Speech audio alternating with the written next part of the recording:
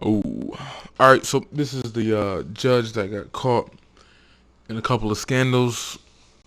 The female on the right was a side piece that he was doing some dirty business with. But even before that happened, he had got in trouble a while ago for sending out provocative pictures to females. Apparently, one of his bailiffs' wives actually had it on her phone, or she got somehow got a hold of it, and she snitched and went to the police and made it go public. And you think he would learn his lesson from after that happened, but after he got caught, he played it off like it was cool, no problem. He said, it's nothing different than what I'd be wearing at the beach or at the, when I'm in a swimming pool. So he just brushed it off his shoulders like it was cool. Apparently, he didn't learn his lesson from that. He kept it moving. He ended up entering a relationship with the chick on the left. At the same damn time, he was overseeing her child support case, where he was helping her or instructing on her how to rape her child's father and for child support at the same damn time. Yeah, but I guess he wants to keep his job. He doesn't want to step down, even though he's broken all kinds of rules and codes of conduct and morality. The man's job should just be done, period. But the side piece claims that she wanted to protect herself, so she made the story go public. She went to the news cameras or whatever to, she claims to protect herself. But they did an interview with her, and they asked her a simple question of, it's pretty crazy, her response and her answer.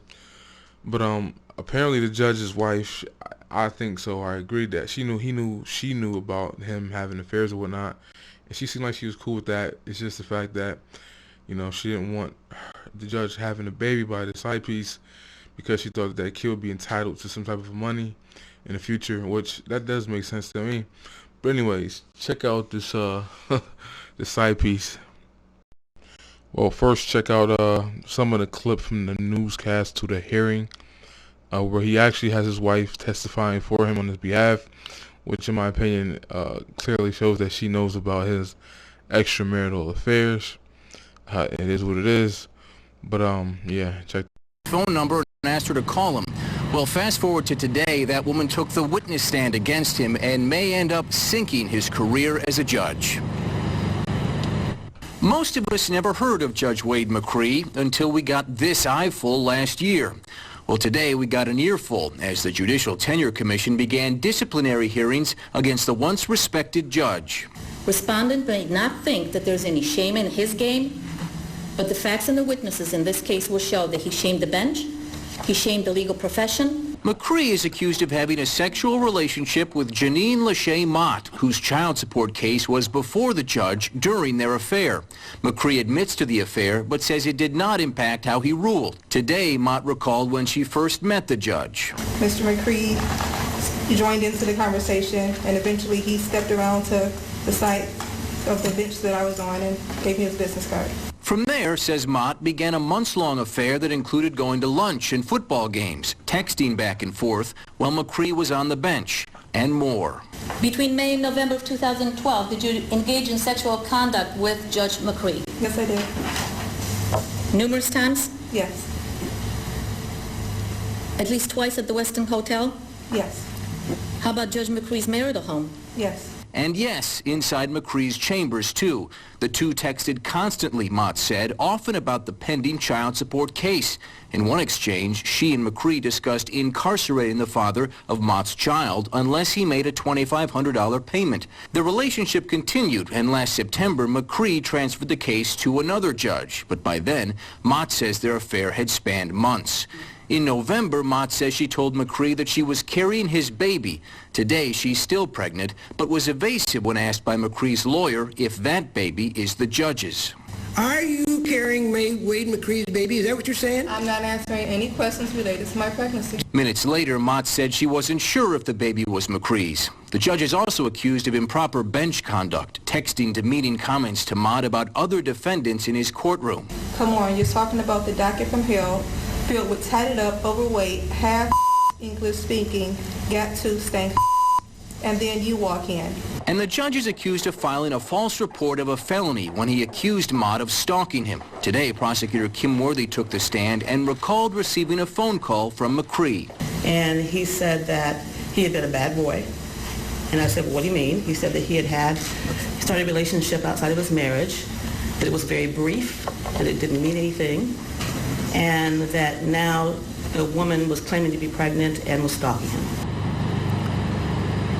But Worthy said McCree never told her that that woman was indeed a complaining witness in his courtroom. Worthy said she investigated the allegations and ultimately, Stephen, no charges were ever filed against her.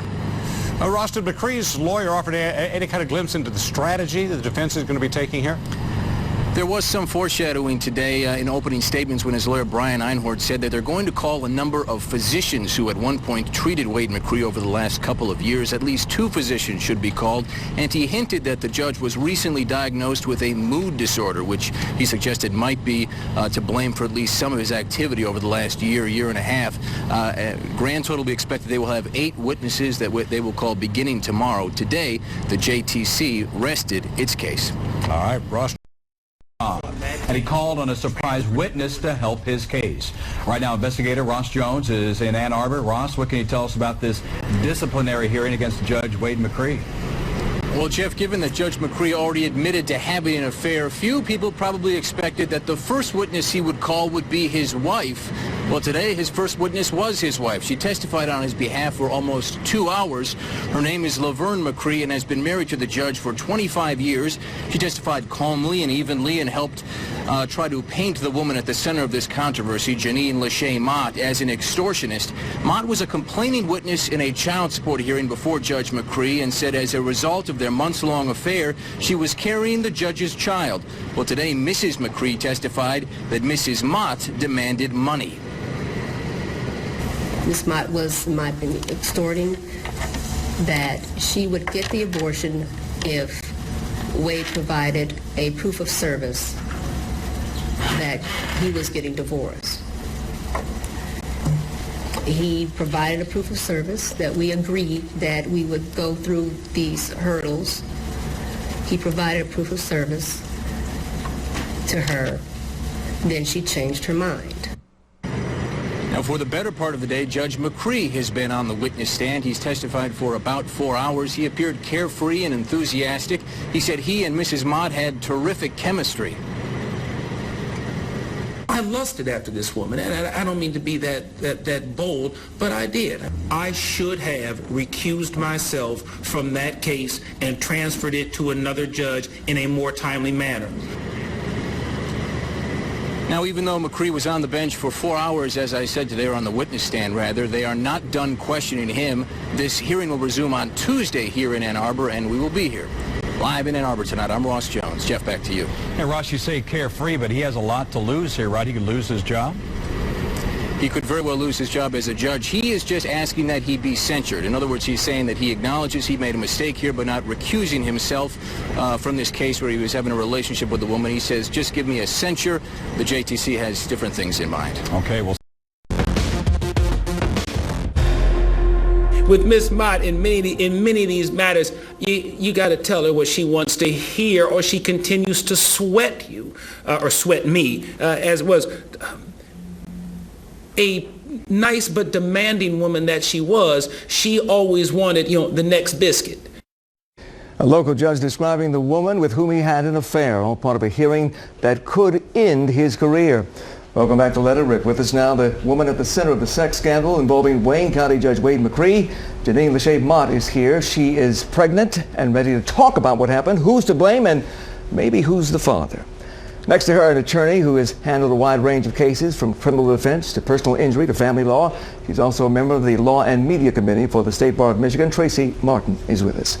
And of course, we all know Charlie. And we thank you for being here, especially you, Geniene. I know you've been through quite a lot, but I have to ask you, you knew he was a judge. Yes. You knew he was married. Why did you get involved with him? Poor judgment, clearly. It was a sad time for me, and he was interesting. He pursued me, and why not? There was something to do. You were involved for what, about 4 months, 4 or 5 months? Yeah, somewhere around there. And during that time, according to his testimony and according to yours, there was lots of sex. Sex in his chambers, sex in his wife's bed, sex in his mother's bed. You almost like rabbits for a time there. But the problem is one or both of you fell in love. Correct. Did you? Yes. Did he? Well, according to him, yes. And an even bigger problem is that you got pregnant. Exactly. Is Judge Wade McCree the father of your child? Well, I'm not willing to answer that question. But at the end of the day, in my opinion, the father is who raises a child, is active in their life, and who does within their best interest. We'll see who takes on that responsibility once my child is born. It can be a current boyfriend, it can be a family member, who knows? Well, why would you not want to answer that question? Because if you know, do you know? Absolutely. You do know who the father is? Maybe, maybe not. The father is who I choose for it to be. Well, are you saying that you slept with other men besides Wade McCree? Not during our relationship, no. Who impregnated you? It's a question I'm not going to answer. Not now, but Tracy. No, Charlie, and if she doesn't want to answer that question, that's perfectly within her right. But I think what we have a case here of is black robe syndrome gone seriously bad, where a judge just doesn't get it, that his behavior doesn't get it, rules-wise. Tonight I brought a copy of the Michigan Code of Judicial Conduct, and it's a set of rules that judges in Michigan are supposed to follow. And clearly with this case of Judge McCree, he has violated canon number 2, rule number 2, which says a judge should avoid impropriety and the appearance of impropriety in all activities. Well, neither sex nor love is illegal, but the question is whether the judge allowed that sex and love to influence his decision in court. The only real issue, I think if the judge just had an affair, I don't think that it'd be bad. It could break some of the canons, but this was very private. But I think where the judge is really going to get in trouble is discussing a case and dating somebody for which there was, you were a complaining witness. It was your case in front of the judge. I can't date clients as an attorney. We just know that. And as a judge, and I don't care if it was the most easiest case in the world, you can't do that. But there's other things too. He used the deputy sheriff to pass a phone, which you're not allowed to have in the courtroom. He used the deputy sheriff to hide that phone. The judge allowed you to get into his chambers for whatever reason. And that's all these things is using your judgeship in the wrong way. That's where he's going to go. That's where the appearance we heard from the judge too during the testimony at the hearing for the Judicial Tenure Commission. Here's what he said about Geniene. He claims that she became obsessed, harassed his family, and threatened to end his career. Oh yeah, that she's clearly looking to bring me down. This is at the time when Laverne and I are trying to work Miss Mott to get the termination so we could all walk away. If I had a minute, she wanted an hour. If I had an hour, she wanted an afternoon. If I had an afternoon, she wanted an evening. If I had an evening, she wanted a night.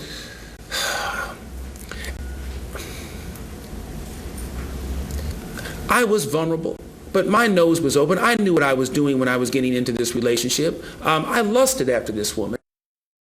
Well, the judge mentioned his wife, Laverne, who also testified in his defense during that hearing. Both the judge and his wife say that you were the one who was obsessed, that you stalked them, that you called them repeatedly, texted them repeatedly, that you even showed up at his house late one night demanding to see him. Did that happen? Well, as Judge McCree admitted, he knew what he was doing. He's the judge. He's held by the judicial standard, not I. I wasn't aware of what rules he could break and, frankly, which ones he was willing to break. His wife also admitted on the stand that she knew about me. She didn't have a problem with the affair. She had a problem with the pregnancy. Did they offer you money to end that pregnancy? And you got that information No. from your husband? They didn't offer me money. I didn't ask her money.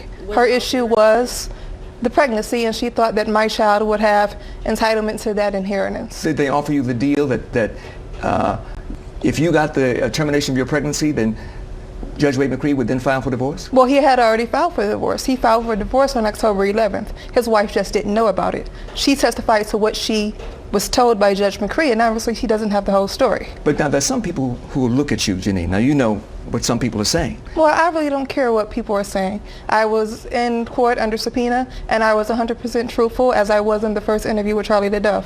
I'm not here for the public's opinion. But the question is, are you doing this out of revenge or for money? Absolutely not. Judge McCree made the story public when he went to the prosecutor's office. I came forward to protect myself against charges from a judge who people will probably believe, not knowing the story. So that was my way, without having an attorney and spending money to defend myself for a crime that I did not commit. That was my way to protect myself and my family. And you know, Geniene is right. The judge is held to a higher standard. She's just a citizen. Judges are elected by their constituency. They take an oath. They swear an oath of office. In this case, you know, we have a judge who presided over child support, a case in which Ms. Mott was a litigant. She's a complaining witness. And that really smacks of an appearance of impropriety, and it really violates due process. You can understand why there's been a lawsuit filed Geniene, in connection with this what case. do you think should happen to the judge? Ultimately, he should be removed from the bench. I don't think he's fit to serve as a judge. He's admitted that he has poor judgment. So if you ultimately admit that you have poor judgment, how can you judge the cases and the lives of others? Do you blame yourself for probably the judge's, he's gone? I mean, do you blame yourself at all? Not at all. The judge chose to be involved. He knew what his standards were, and he chose to go forward with it. Why'd you go to the media? Why talk about the media? That's the one thing the judge didn't want. Was that revenge? Well, he went to the media when he went to the prosecutor. Right, when he filed That's the private, fault. though. No charges were ever filed against you or anybody. Well, when they showed up at my door, I was unaware that the charges were filed. His intention was for the charges So to was be it to filed. go to the media to get back at the judge? No, it was to protect myself. Do you still love him? Absolutely not.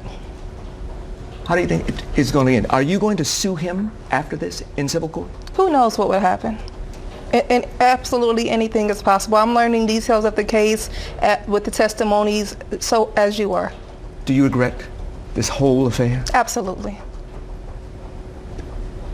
Did you learn anything from this? Oh, I learned a lot. What? I learned to have a lot better judgment in men and to be aware of the lies that I clearly see and not listen to what I hear. It's really a cautionary tale.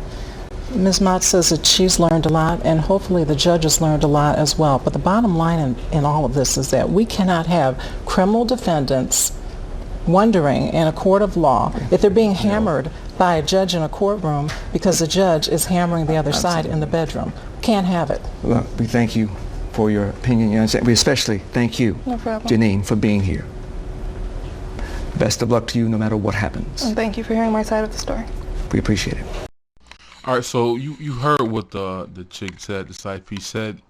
She claims that when she was asked who's the father or is he the father, and she wouldn't respond, neither would she respond in the interview in the newscast, nor did she respond when she was at the hearing,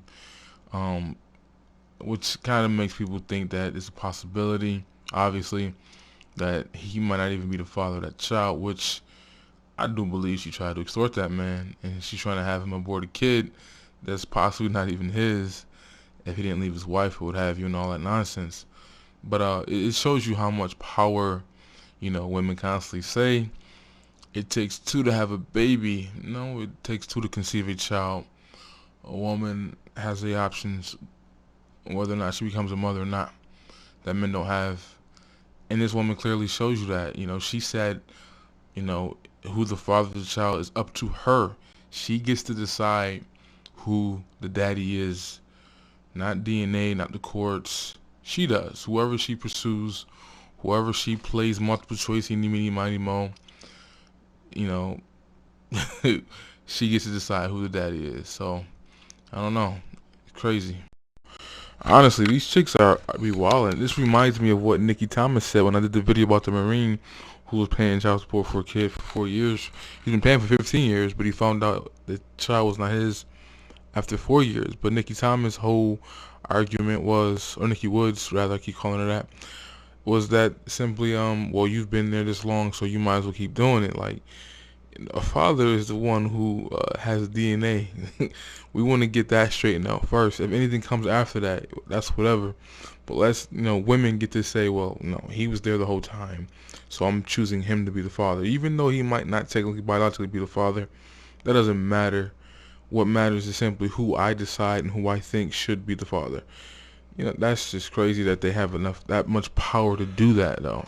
And it's crazy how many women don't tell, you know, kids that, you know, their father isn't theirs, or even tell the dude. You know, they just see that if he likes the kid and the kid likes him back and he's doing a good job, well, guess what?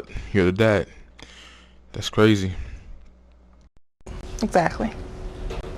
Is Judge Wade McCree the father of your child? Well, I'm not willing to answer that question, but at the end of the day, in my opinion, the father is who raises a child, is active in their life, and who does within their best interest. We'll see who takes on that responsibility once my child is born. It can be a current boyfriend, it can be a family member, who knows? Well, why would you not want to answer that question? Because if you know, do you know? Absolutely. You do know who the father is? Maybe, maybe not. The father is who I choose for it to be. Well, are you saying that you slept with other men besides Wade McCree? Not during our relationship, no. Who impregnated you? It's a question I'm not going to answer. Not now, but Tracy. No, Charlie, and One more thing about this chick, though. She's definitely not a victim. She's definitely a volunteer. But the thing about this, the chick is 30 years old. She already has 2 children by 2 different men. She was already, caught trying to scam one. So I'm pretty sure their relationship isn't all that good. And now she's trying to scam another one. So it's like, this chick is 30 years old, already got 2 different kids with 2 different men. You think she's done? She doesn't come down from this. She doesn't go backwards from this. She's going to keep doing what she's doing. This is the single baby mama by choice right here. It is what it is.